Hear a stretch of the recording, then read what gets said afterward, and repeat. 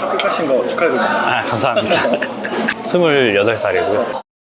드디어 출근하게 된 김호빈이라고 합니다. 취업 준비를 어느 정도 했어요?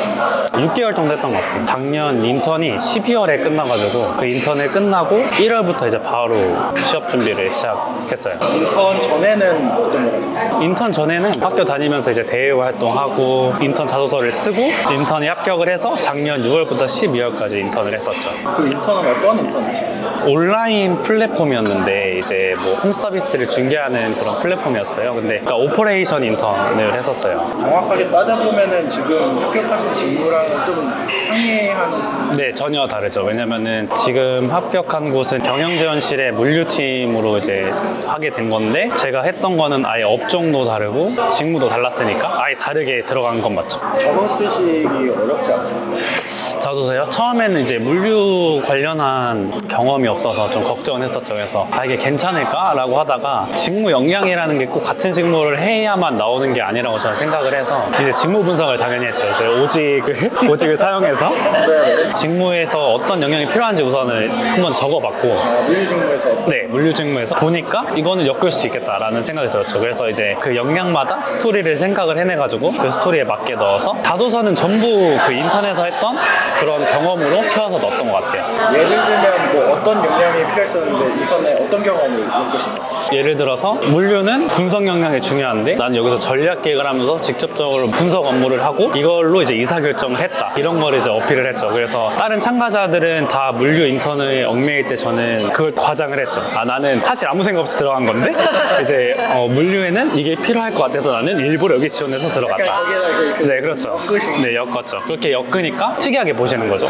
왜 전략기획 업무를 했지? 하면서 이제 여쭤보셨던 분들도 있었어요. 이런 데서 했는데 왜 물류 쪽으로 왔냐? 그냥 전략기획 하면 되지 않냐? 이런 식으로. 그때 이제 저는 이게 전략기획을 하고 싶어서 들어간 게 아니라 물류를 하기 위해서 직무 역량을 얻기 위해서 경험을 하기 위해서 들어갔다. 이렇게 얘기를 했었죠. 인턴으로서 할 수 있는 경험이 어느 정도 제한적이지 않아요? 면접 때도 되게 많은 질문을 받았었는데 저희는 스타트업이었어요. 그러다 보니까 채용 전환형 인턴이었는데 그래서 그런지 사실 정직원처럼 일을 했어요. 너 하고 싶은 거 다 해가지고 만약에 제가 뭐 분석을 해서 이 제작 결정을 해가지고 보고를 하고 이거 해도 될까요? 그러면 진행해봐 하고서 그냥 바로 진행을 했던 그런 타입이라서 물론 실패한 경험도 있었지만 그 와중에도 이제 좀 어느 정도 성과를 보였던 게 있기 때문에 그런 걸 어필했죠. 그래서 다른 데와 다르게 여기는 그냥 정직원의 권한을 부여받았다 이런 식으로 설명을 했었죠. 거기서는 딱 6개월 했어요.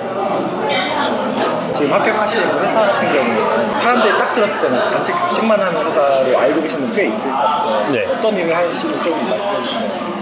사실 단체급식이 주 업무는 맞아요. 단체급식이 이제 주 사업이고 해외급식, 그 다음에 현대백화점 안에 있는 식품관 있잖아요. 그런 거 음식들이랑 그거 말고도 사실 그냥 다른 이런 일반적인 음식점에도 저희가 재료들을 납품을 해요. 그래서 지금 요즘 평균적으로 취업 준비하는 거에 비해서 좀 짧게 하셨다고 느껴지거든요. 네네. 한 시즌 정도 하시는. 네, 한 시즌 했어요. 네.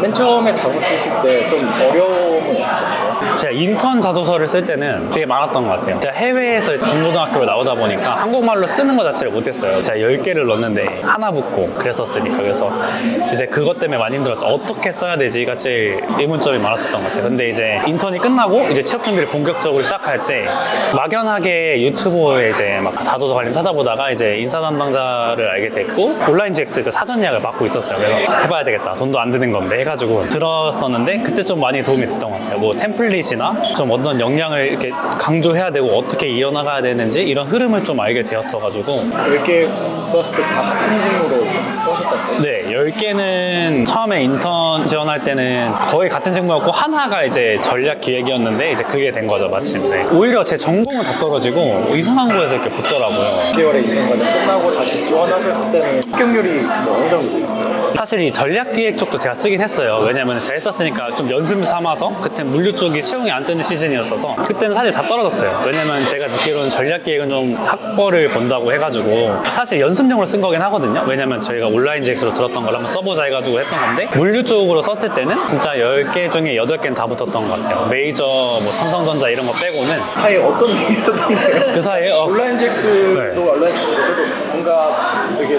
본인의 변화가 있었던 건 아닌가요? 변화는 사실 진짜 올레인직스가 컸어요. 왜냐면은 그걸로 제 첫 취준을 시작을 했기 때문에 자소서가 전 절반이다라고 좀 생각을 했었어가지고 자소서를 최대한 잘 쓰고 그다음에 오직으로 우선 직무 분석을 해가지고 역량을 뽑아내고 내 인턴에서 했던 거랑 아무리 관련이 없지만 분명히 역량은 같다라고 생각을 하기 때문에 이 역량을 집어넣고 그거를 해석해서 써보니까 붙더라고요. 그래서 진짜 많이 붙었어요. 이제 웬만한 대기업은 물론 다 최종에서 떨어졌지만 저기 모였잖아요. 네네네네네. 그들의 뭐 공통점이나 아니면 이런 친구들이 모였다 하는 게 있을까요? 우선 진짜 직무 역량이 중요해졌다고 생각을 한 게 인턴을 안 한 친구가 한 명도 없었어요. 전부 다 인턴을 했고 사실 좀 특이한 케이스인데 수도권이 저밖에 없거든요. 나머지는 전부 다 중경외시 이상이고 고려대랑 경희대 얘기가 좀 많아요. 전 좀 운이 좋았다고 생각을 해요. 인턴분이 모두 합격하셨다고 했잖아요. 그래도 떨어지는 경우가 생기기도 하잖아요. 네. 경쟁도 있을 수도 있을 것 같고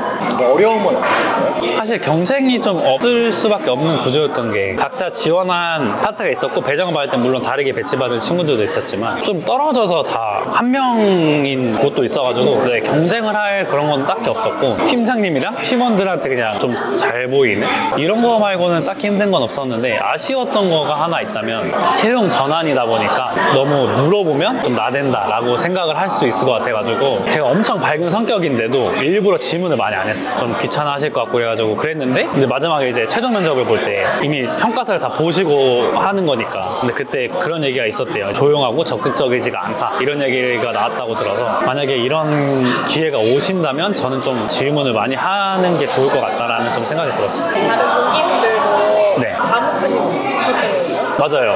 그래가지고 저희 9명 전체가 그런 평가를 받았다고 들었어요. 좀 적극적이지 않다. 윗보이면은 또 떨어질 수 있는 부분이니까 조심했던 건데 오히려 그 부분을 좀 안 좋게 보신 거죠. 사실 제가 알기로는 2, 3주 차에 이미 평가가 다 끝나서 뭔가 합격, 불합격이 정해진다라고 들었어요. 사실 이러면 면접이 별로 중요하지 않다라는 거라고 저는 생각이 들어서 팀장님이랑 팀원분들한테 되게 좀 서글서글하게 잘하는 게 중요한 것 같아요. 그냥 막내들이 하는 건 전 다 했던 것 같아요. 오히려 그런 거에서 점수를 받았던 것 같아요. 그러니까 과제 진행해서 발표하고 끝이었거든요, 인턴은. 그러니까 직무 관련된 거는 평가질 수가 없으니까 정말 사회생활 보는 것 같은 느낌? 인턴을 들어가서 자체가 어느 정도 확장이 됐고 네. 같이 그러면 인턴 과정 속에 같이 일할 때 어떤가를 좀 보고 네네네, 맞아요. 이게 얘가 사회생활을 할 수 있냐, 어울리나, 이 팀원들이랑 이런 것만 보는 것 같았어요, 사실. 강조하고 싶은 거는 같은 직무의 인턴을 하기 위해서 얽매이지 않았으면 좋겠다라는 게 저는 좀, 왜냐면은 제가 가뜩이나 구하기도 힘든데 그거 하나 하려고 계속 끌다 보면 시간만 가고 하니까 최대한 여러 직무에 지원을 해서 아무리 작은 회사에 가더라도 전 사실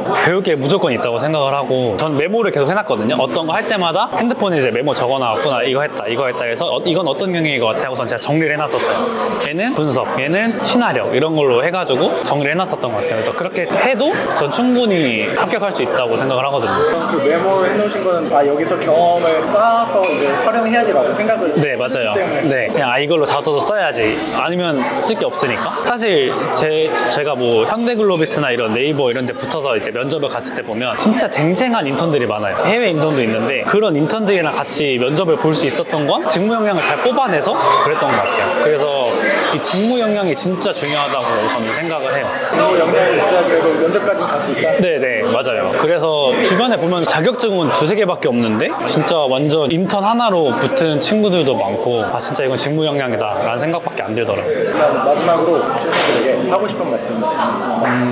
사실 취준이 어려운 거는 맞는 것 같아요, 확실히. 근데 여기서 제가 불만을 계속 늘어놓는다고 해서 전 상황이 달라진다고 생각을 하지 않거든요. 그래서 아까 말씀드렸던 것처럼 이제 직무 역량을 쌓기 위해서 노력을 하셨으면 좋겠어요. 그래서 우선 자기가 원하는 직무를 정하고 그 직무에 대한 분석을 하고 오직이 좋습니다, 여러분. 그래서 오직을 사용해서 뭐 직무 역량 이런 분석을 한 다음에 진짜 자기 직무와 관련 없는 어디 인턴이든 들어가서 거기서 이제 최대한 열심히 하고 옆에 선임들 하는 거 이제 메모에 적고 해가지고 좀 스토리를 만들어 낸다면 전 충분히 직무 역량을 어필할 수 있다고 생각을 하기 때문에 힘내셨으면 합니다. 감사합니다. 네, 감사합니다.